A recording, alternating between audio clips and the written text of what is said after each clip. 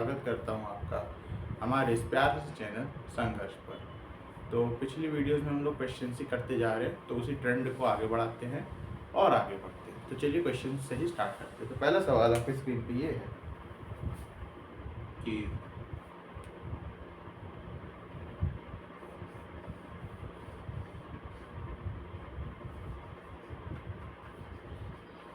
ये आपका जब आप लोग पॉलीमर पढ़ोगे तो उसमें इसका काम होता है, इसका नाम होता है स्टीरीन। ठीक, याद रख लीजिए। तो पहले आप इसका करा रहे हो Br2CCl4, A मिलेगा, फिर आप अल्कोहलिक KOH और फिर NaNH2 करा रहे हो, B मिलेगा, फिर आप NaNH2 और CH3Cl करा रहे हो, C बनेगा। बताइए क्या है A B C, तीनों बताइए। A क्या है, B क्या है, C क्या है? ट्राई करिए।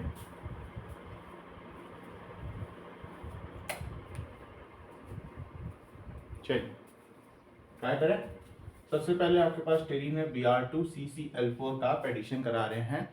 अब तो रट लिया होगा कि ये क्या करता है, एंटी एडिशन कराता है। तो देख लेते हैं। तो सबसे पहले CH2 एक ऐसे ले लीजिए, एक ऐसे ले लीजिए, या इसको नीचे ले लीजिएगा, इसको ऊपर ले लीजिएगा। तो A आपका ये रहा। अब B में क्या होना है, B में अल्कोहलिक KOH है, E2 की फीलिंग आ रही होगी। तो सबसे पहले अल्कोहलिक KOH क्या करेगा,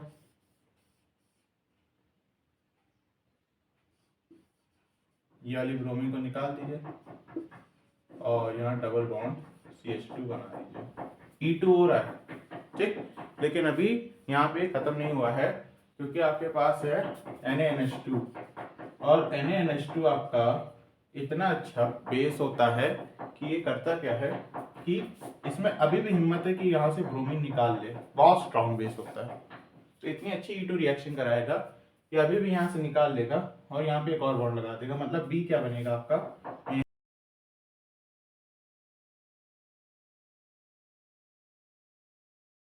यहाँ पे ये ट्रिपल बॉन्ड और यहाँ से एक H गायब कर देगा।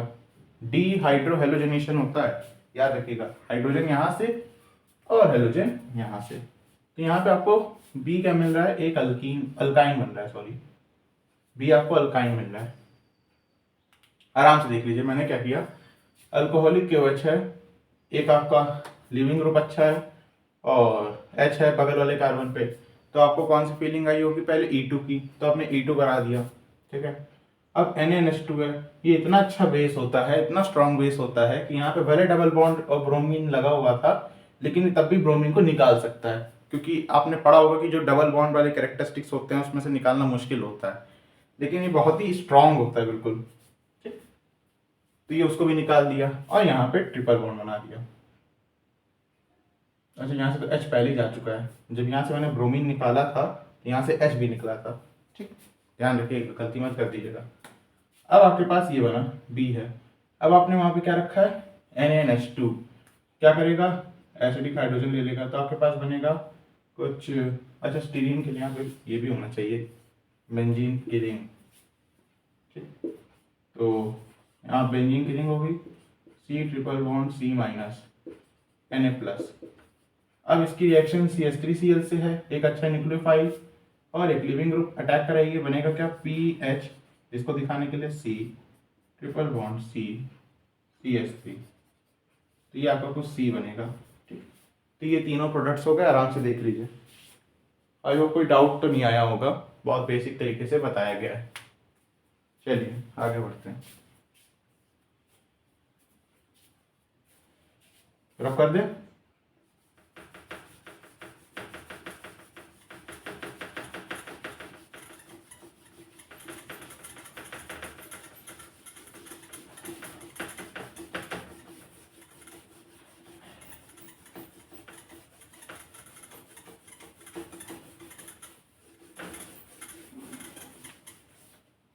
चलिए नेक्स्ट सवाल। नेक्स्ट सवाल है आपके लिए,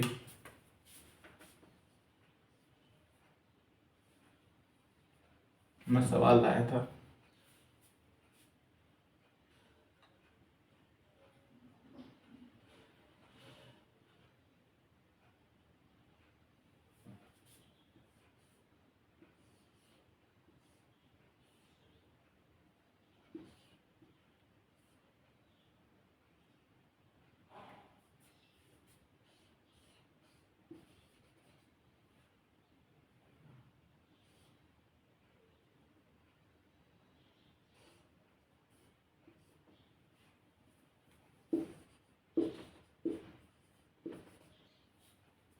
आपको ए मिल रहा है, बताइए ए क्या है।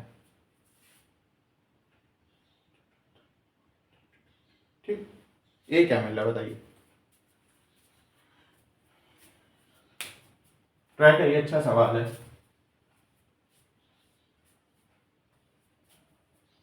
तो चला जाए, चलिए। तो सबसे पहले हम क्या कर सकते हैं, यहाँ पे प्रोटोनेशन होगा सबसे पहले किसका, OH का। आराम से चेक कर लीजिए।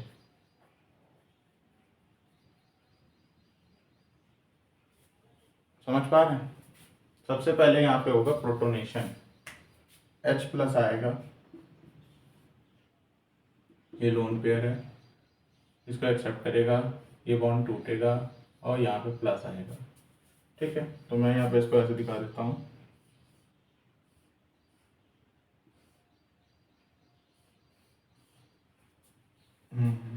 यहाँ पे प्लस है।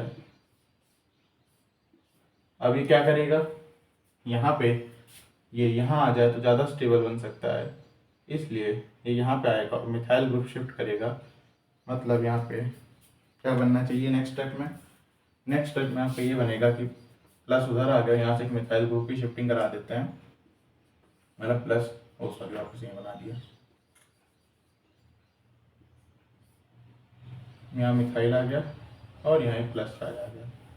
अब क्या होता है कि जो प्लस चार्ज है और यहाँ जो एक पाई बॉन्ड है, ये जो पाई बॉन्ड है ये टूटेगा इन्फ्लुएंस में और यहाँ पे माइनस आएगा और यहाँ प्लस आएगा। ऐसे तोड़ते ना पाई बॉन्ड को। अब ऐसा क्यों किया, अगर माइनस यहाँ लाते तो देखिए 3 डिग्री बन रहा था, बहुत अनस्टेबल बनता। या दूसरा कारण देखिए, अगर हम प्लस को यहाँ से यहाँ जोड़ दें तो क्या हो सकता है, रिंग फॉर्मेशन हो सकती है, वो भी 6 मेंबर्स, 1 2 3 4 5 6। ठीक है, इसलिए अब प्लस को माइनस के साथ ही जोड़ोगे ना, प्लस को प्लस के साथ तो जोड़ नहीं दोगे, इसलिए अब यहाँ पे अट्रैक्शन होगा ऐसा। तो आपका अगले स्टेप में क्या बनेगा,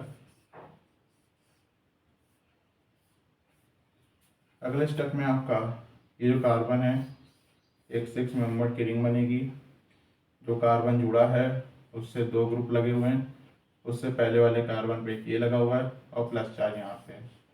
हाँ जी, तब हीटिंग हो जाएगी, हीटिंग होगी तो क्या होगा, यहाँ से एक H निकल जाएगा और एक अल्कीन आपको बनता हुआ दिखाई दे देगा। ऐसे सवाल हमने पहले भी बहुत कर रखे, इसलिए ज़्यादा टाइम नहीं लगा रहे, सिर्फ प्रैक्टिस के लिए है कि आपको पहचानना है कि रिंग फॉर्मेशन कब करना चाहिए। अगर यहाँ पे ये पाई बॉन्ड ना होता मान लीजिए तो रिंग फॉर्मेशन नहीं होती। ठीक है, लेकिन अगर क्योंकि ये पाई बॉन्ड है और यहाँ पे प्लस है, अब माइनस और प्लस का इंटरेक्शन होकर एक रिंग फॉर्मेशन होता है और रिंग फॉर्मेशन से कंपाउंड ज़्यादा स्टेबल बनता है, ये बात आप मान के रखिए। जो रिंग फॉर्मेशन होता है उससे कंपाउंड ज़्यादा स्टेबल बनता है, इसलिए यहाँ पे रिंग फॉर्मेशन हो गया। तो ये अब आपको प्रैक्टिस से ही पहचानना पड़ेगा कि कब हमें रिंग फॉर्मेशन करना है कब नहीं करना। बेसिकली यहाँ पे अगर ये पाई बॉन्ड ना होता, फिर से मैं बता रहा हूँ, तो रिंग फॉर्मेशन नहीं होता, लेकिन क्योंकि पाई बॉन्ड है और वो इससे अट्रैक्ट कर सकता है, माइनस इधर आ जाए प्लस इधर आ जाए। अब सोचिए यहीं पे अगर माइनस यहाँ आता, पहली बात तो बहुत अनस्टेबल बनता है क्योंकि 3 डिग्री वाला है कार्बन आयन, बहुत अनस्टेबल होता है। और यहाँ प्लस आता तो प्लस और प्लस में तो अट्रैक्शन होता ही ना, और माइनस प्लस से क्या ही होता, 1 2 3 4 5 मेंबर की रिंग बनती। ठीक, वो भी एक केस था, लेकिन क्योंकि उससे अच्छा केस हमें यहाँ पे मिल रहा है भाई, 6 मेंबर की रिंग भी बन रही है, 6 मेंबर की रिंग ज़्यादा स्टेबल होती है। और दूसरी बात माइनस इससे तो ज़्यादा स्टेबल यहाँ बनेगा, इसलिए माइनस वहाँ बनता है, प्लस यहाँ बनता है, प्लस यहाँ पे ज़्यादा स्टेबल बनेगा। समझ लो, इसलिए हमने हर एक स्टेप में देखा और ये चीज़ बना दी कंपाउंड में। आखिरी में हमने क्या किया, यहाँ पे प्लस लाया और फिर हमने E2 करा दी और फिर यहाँ से H निकाल दिया। और क्योंकि सबसे ज्यादा स्टेबल अल्कीन यही बन रही थी, आप चाहते यहाँ बना के देख लेते, चाहते यहाँ बना के देख लेते, सबसे ज्यादा स्टेबल यही बनती, इसलिए हमने ये किया। चेक कर लीजिएगा। आगे बढ़े, चलिए चला जाए। चलिए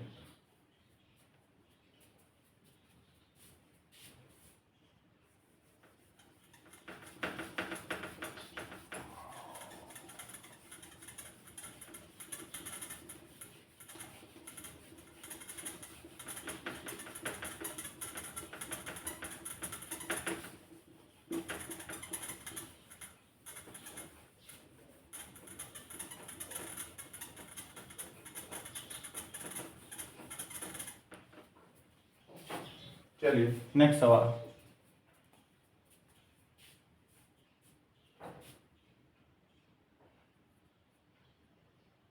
आप आगे बढ़ा लीजिए वीडियो को, टाइम ना अपना वो करिए। कहाँ गया?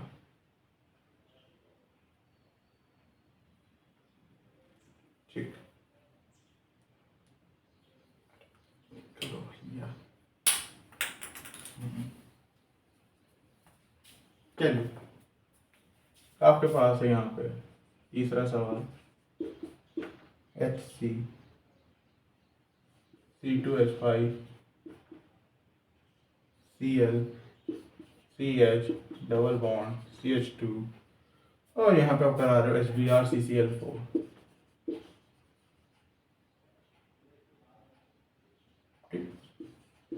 अब आपको प्रोडक्ट बताना है, जो ए मिल रहा है वो क्या है, रेसिमिक, मीजो, डायस्टीरियोमर या ट्राई करिए। रेसिमिक मिलेगा, मीजो मिलेगा, डायस्टीरियोमर बनेगा, क्या बनेगा? तो सबसे पहले क्या होगा, HBr आ रहा है तो कार्बोकैटायन किधर बनना चाहिए, फॉस इधर बनना चाहिए, ठीक है। H वहाँ पे आके लग जाएगा तो यहाँ पे CH3 आ जाएगा। अब यहाँ पे प्लस है तो यहाँ पे आपका Br अट्रैक्ट होके आ जाएगा, यानी कि ये कायरल कार्बन बन रहा है। अच्छा, कहीं पहले से कायरल कार्बन तो नहीं था, चेक कर लेते हैं।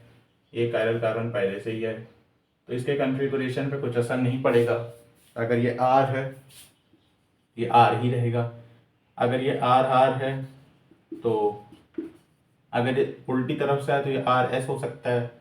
उल्टी तरफ से क्यों है, क्योंकि मैं बता रहा हूँ कि जो आपका प्लस चार्ज था उससे जो आपका कार्बन था वो sp2 बन रहा था। ये बात आप जिन्होंने हाइब्रिडाइजेशन पढ़ी है वो समझ पाएंगे।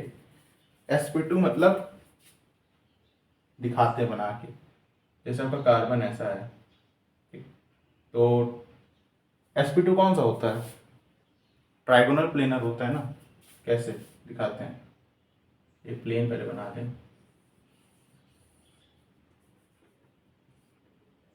अब देखिए, एक ऐसा होता है, एक ऐसा होता है, एक ऐसा होता है, और एक जो इसका वैकेंट ऑर्बिटल है वो इस तरफ है हवा में, मतलब थोड़ा फील लाइएगा इस बात में।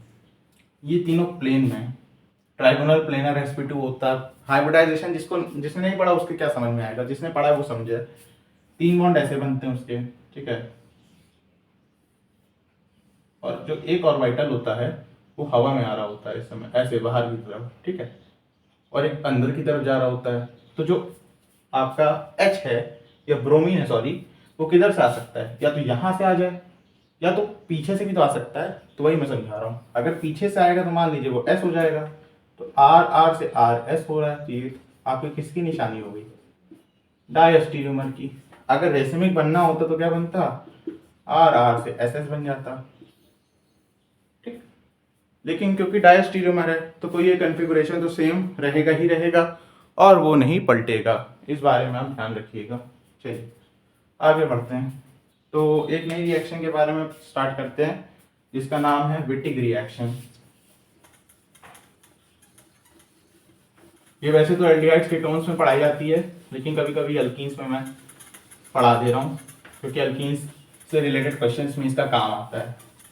विटिग रिएक्शन,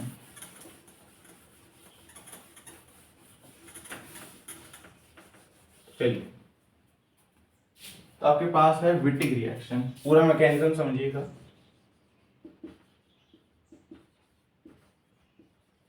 विटिक रिएक्शन, तो आपके पास होता क्या है, इसमें रिएजेंट सबसे पहले आप पढ़ोगे ट्राइफिनाइल फॉस्फीन, ट्राइफिनाइल फॉस्फीन। अगर फॉस्फोरस के बारे में आपने पढ़ा हो तो इसका क्या होता है एटॉमिक नंबर 15। तो कैसे होता है 3s2 3p3। अब ये सब आपको पता होगा, इनऑर्गेनिक की स्टार्टिंग में आप पढ़ते हुए आ रहे हो। ये कौन सी फैमिली का होता है, नेपाल बोल रहे, नाइट्रोजन वाली होता है ना।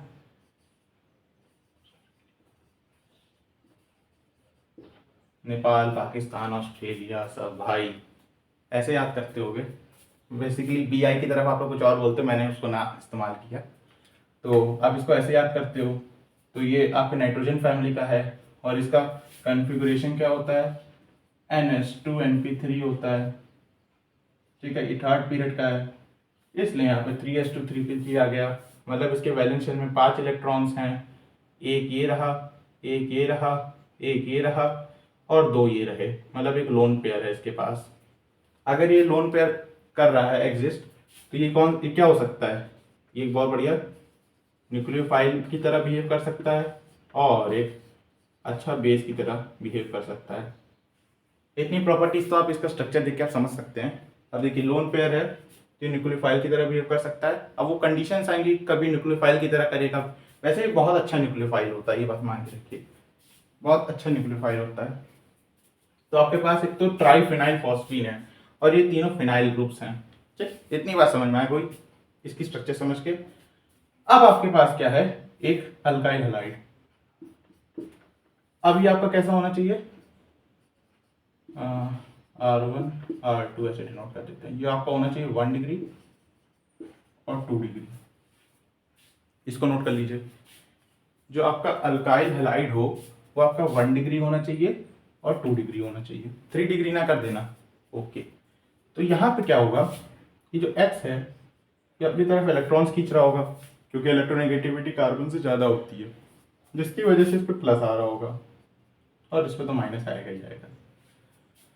इक्वल शेयरिंग नहीं है, इलेक्ट्रोनेगेटिविटी X की ज़्यादा होने की वजह से वो बॉन्ड इलेक्ट्रॉन्स को खींच रहा है। X को क्या क्या कह सकते हो, क्लोरीन, Cl2Br2, मतलब ClBr ज़्यादा से ज़्यादा I, ठीक। तो अब क्या होगा, यहाँ पे प्लस चार्ज है, ये आपका न्यूक्लियोफाइल है, यहाँ पे अटैक होगा और ये X एक अच्छा लीविंग ग्रुप भी होता है, तो यहाँ से ये हट जाएगा। तो बनेगा क्या यहाँ पे, P, PH, PH, PH, carbon, फिर H आएगा और ये R1 है, ये R2 है और फॉस्फोरस पे प्लस आ जाएगा क्योंकि इसने अपने लोन पेयर दिया, ठीक है। यहाँ तक किसी को कोई दिक्कत, आराम से। स्टार्टिंग में हमने कैसे बताई, ट्राइफिनाइल फॉस्फीन का स्ट्रक्चर बताया आपको, इसमें आपको थोड़ा इनऑर्गेनिक की तरफ भी ले गए। तो इसमें 5 इलेक्ट्रॉन्स होते हैं इसके वैलेंस शेल में, जिसमें 3 से तो ये फिनाइल ग्रुप से बॉन्ड बना रहा है, 2 बच गए। ये 2 कौन से हैं, ये एक लोन पेयर कंस्टिट्यूट करते हैं। अब आपके पास एक अल्काइल हैलाइड है, कौन सी, 1 डिग्री या 2 डिग्री। अब ये जो आपका लोन पेयर है ये आपको इस कंपाउंड को एक बहुत अच्छा न्यूक्लियोफाइल बना देता है। अब क्योंकि न्यूक्लियोफाइल है और यहाँ पे एक अच्छा लिविंग ग्रुप है, इस पे प्लस चार्ज है, इसका इससे अट्रैक्शन होगा, यहाँ पे अटैक होगा, X एक अच्छा लिविंग ग्रुप है, X माइनस की फॉर्म में निकल लेगा, ठीक है, बहुत अच्छे। ओके, अब क्या होना चाहिए, तो इस पे प्लस चार्ज आ गया। अब हम लोग एक कोई बेस ले आते हैं, मान लो मैं B माइनस से डिनोट कर देता हूँ, कोई भी बेस हो सकता है क्वेश्चन में, आप ध्यान रखिएगा। जैसे आपका मैं कौन सा बेस ले लूँ, जैसे आपका RLi है, ऑर्गेनोलिथियम कंपाउंड है। अच्छा, कोई भी अगर मेटल से आपका कार्बन जुड़ा होता है तो उसमें एक माइनस चार्ज होता है, इस बात को याद कर लीजिए। तो ये एक बेस की तरह काम कर सकता है। ओके, अब यहाँ पे ध्यान रखिएगा, जब इसने लिया मतलब अटैक किया तो फॉस्फोरस पे प्लस चार्ज आया, फॉस्फोरस इलेक्ट्रॉन खींचेगा, प्लस चार्ज है, कार्बन इससे इलेक्ट्रॉन खींचेगा तो H पे प्लस चार्ज आ जाएगा, जिसकी वजह से ये एसिडिक हो जाता है। हर बार एसिडिक हाइड्रोजन वो नहीं होता जो एक अच्छे इलेक्ट्रोनेगेटिव एलिमेंट से जुड़ा हो, कई बार एसिडिक हाइड्रोजन बन भी जाता है। जो कि जब मैं एसिडिक हाइड्रोजन पढ़ा रहा था तो बताया भी था कि आगे हम लोग कई रिएक्शंस करेंगे जिसमें एसिडिक हाइड्रोजन एक इलेक्ट्रोनेगेटिव एलिमेंट से बिना जुड़े हुए भी एसिडिक है, जैसे ये केस है। और जैसे अल्काइन के केस में बताया था आपको कि उसमें भी जो टर्मिनल अल्काइन होती हैं उनमें जो H होता है वो एसिडिक होता है। तो क्या होगा, अब ये एसिडिक हाइड्रोजन है, आप कोई बेस ले आए, और बेस कुछ भी हो सकता है, इसलिए मैं यहाँ से B माइनस से डिनोट कर रहा हूँ, जैसे ये भी हो सकता था। ये इसको एक्सट्रैक्ट करेगा और C पे माइनस आएगा। यहाँ तक बात समझ में आई, यहाँ दिखा देते हैं क्या हुआ ये सब करने के बाद। PH ट्राइफिनाइल फोस्फाइन, P पे प्लस आया, C पे R1 जुड़ा हुआ है, R2 जुड़ा हुआ है और C पे माइनस आया। यहाँ तक किसी को कोई डाउट नहीं होना चाहिए, हो तो आप उसमें पूछ सकते हैं कमेंट्स में। चलिए आगे बढ़ते हैं। तो यहाँ तक कोई डाउट नहीं है ना, तो नोट कर लीजिए, बड़ी अच्छी रिएक्शन है। स्टार्टिंग से बहुत बेसिक तरीके से समझा रहे हैं, ऐसा कुछ नहीं जो आपने ना पढ़ा हो, सारे टर्म्स आप जानते हैं, बस थोड़े नए नए रिएजेंट्स हैं, वो भी ज़्यादा नहीं। चलिए, तो आपके पास वो चीज़ बन गई है, मैं थोड़ा ऊपर रख कर देता हूँ।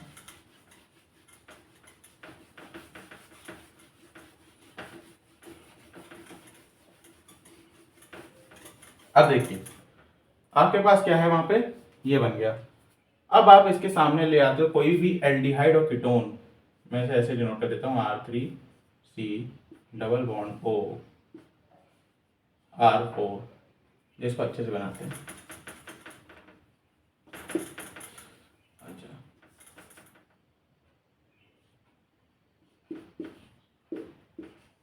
R3R4, ये एल्डिहाइड भी हो सकता है, ये कीटोन भी हो सकता है, लिख देता हूँ, कोई इसे सिर्फ कीटोन ना समझे। एल्डिहाइड भी हो सकता है, कीटोन भी हो सकता है। अब ये जो कार्बन पे माइनस है, अभी क्या करना चाहेगा, इस पे अटैक करना चाहेगा। इसमें कौन कौन से ग्रुप्स लगे हुए हैं, R1 R2 P प्लस और PH होल थ्राइस, ट्राइफेनाइल फॉस्फेट दिखाने का तरीका। अब ये जो माइनस का यहाँ पे जब अटैक होता है तो ये होता क्या है, ये जो बॉन्ड है ये ऐसे हो जाता है और यहाँ पे प्लस खत्म होने लगता है क्योंकि एक बॉन्ड बनने लगा है और ये बॉन्ड टूटने लगा है। तो ये एक ट्रांजिशन स्टेट बनी, इंटरमीडिएट बना कह सकते हो, एक इंटरमीडिएट बना। देखिए इस इंटरमीडिएट को देखिए, C यहाँ पे अट्रैक्शन हो रहा है C माइनस का, ये बॉन्ड टूट के यहाँ बन रहा है और ये बॉन्ड ऐसे ही है। तो ये चीज़ बनी, इसे कहते हैं हम लोग ऑक्साफॉस्फेटेन, ऑक्साफॉस्फेटेन कहते हैं इसे। ठीक है, कोई डाउट नहीं। अब क्या होता है, इसको दिखा देते हैं पहले बनाते हुए। R3C R4 C R1 R2 O P PH3, ये बना होगा। ठीक, ये ऑक्साफॉस्फेटेन है। अब क्या होगा, ये जो बॉन्ड है ये इधर आ जाएगा और ये जो बॉन्ड है ये इधर आ जाएगा। ऐसा क्यों हुआ वो भी बताएंगे। C तो बना क्या आपके पास, ये देखिए R3 R4 double bond C R1 R2 और क्या बना, और बना आपके पास P double bond O PH3, इसे कहते हैं, इसका नाम होता है triphenyl phosphine oxide, triphenyl phosphine oxide. ये बोर्ड के सिलेबस में बिल्कुल नहीं है, तो जो बोर्ड वाले अगर देख रहे हो तो वो बिल्कुल हटा दे इसे, ठीक। लेकिन जेई में आती है ये रिएक्शन, बोर्ड में बिल्कुल नहीं, पहले बता देते। ये क्या बना आपका, एक अल्कीन बना। अब इसका आपका डायस्टीरियोमर भी बना होगा, अगर होगा तो डायस्टीरियोमर मतलब ज्योमेट्रिकल आइसोमर, देखिए अब सिस ट्रांस में हो भी सकता है, EZ आप कह सकते हैं। अब EZ मैं मान के चल रहा हूँ आपने पढ़ा हो, एंटागागेन जूसामनेन इसका नाम होता है ना, एंटागागेन जूसामनेन। तो इसका एक डायस्टीरियोमर, कहने का मतलब है कि इसका एक डायस्टीरियोमर भी बनेगा और ये एक आपका कंपाउंड बनेगा ट्राइफिनाइल फॉस्फीन ऑक्साइड। और जो ये स्टेप होता है कि ये बॉन्ड इधर आ गया, ये बॉन्ड इधर आ गया, ये इसी वजह से होता है क्योंकि ये बन रहा है। बहुत स्टेबल चीज़ है ये, बहुत ही ज़्यादा स्टेबल है। ये स्टेप इस कंपाउंड को बनाने के लिए होता है, इसको बनाने के लिए नहीं होता, ये तो बन जाता है। ये चीज़ इसको बनाने के लिए होती है, बहुत स्टेबल है और हर एक चीज़ स्टेबिलिटी की तरफ भागती है। आप क्यों पढ़ाई कर रहे हो? क्योंकि आपको IIT जाना है, आपको एम्स जाना है, वहाँ स्टेबिलिटी मिल रही है ना, फिर बाद में जॉब लगेगी। ठीक है, तो वही चीज़ है, ये बॉन्ड इधर आया और ये बॉन्ड इधर टूटा क्योंकि आपका ये बन रहा था ट्राइफिनाइल फोस्फीन ऑक्साइड, जो कि बहुत स्टेबल होता है, और आपको एक अल्कीन मिल जाता है और इसका एक डायस्टीरोमर भी मिलेगा अगर होगा तो। ठीक, तो ये आपका पूरा था विटिग रिएक्शन। तो इस पर थोड़ा क्वेश्चन कर लेते हैं। अब आपको इतना याद नहीं रखना, मैं आपको क्वेश्चन से सीधा डायरेक्ट बता देता हूँ करना क्या है। अब कर दे रहा हूँ मैं, मैकेनिज्म कभी कभी इंपॉर्टेंट हो जाती है इसलिए बता दिया, और ज़्यादा कठिन नहीं है मैकेनिज्म, 2-3 बार आप प्रैक्टिस करेंगे याद हो जाएगी।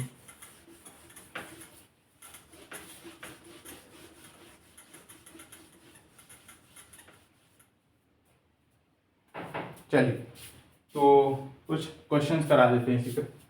जैसे आपके पास है CH3C डबल बॉन्ड OH, अब आप इसके सामने ले आ रहे हैं PH3, यहाँ पे प्लस होता है, C पे माइनस होता है, और इसके सामने आप ले आ रहे हो CH3 और H ले आ रहे हो मान लो। ठीक है, तो बनेगा क्या? सीधा क्या करिए, ये डबल बॉन्ड हटाइए और डबल बॉन्ड जो कार्बन से ये दोनों ग्रुप जुड़े हैं इनको जोड़ दीजिए, CH3H। ठीक, समझे क्या करना है? ये 2 डबल बॉन्ड हटाइए और कार्बन से ये जो 2 ग्रुप्स हटे हैं इनको हटाइए, इनको इधर जोड़ दीजिए। जैसे अब ये सिस फॉर्म बना है, इसका ट्रांस भी होगा। ठीक, ये आपको समझाना था, बस वापस से बता रहे हैं। ये बॉन्ड हटाइए और कार्बन से ये जो 2 ग्रुप्स लगे होते हैं इनको लाके एकदम जोड़ दीजिए, तो एक अल्कीन बनेगा जो कि सिस और ट्रांस, या अच्छे से कहें तो डायस्टीरियोमर के फॉर्म में होगा। तो एक क्वेश्चन आपको होमवर्क दे देते हैं।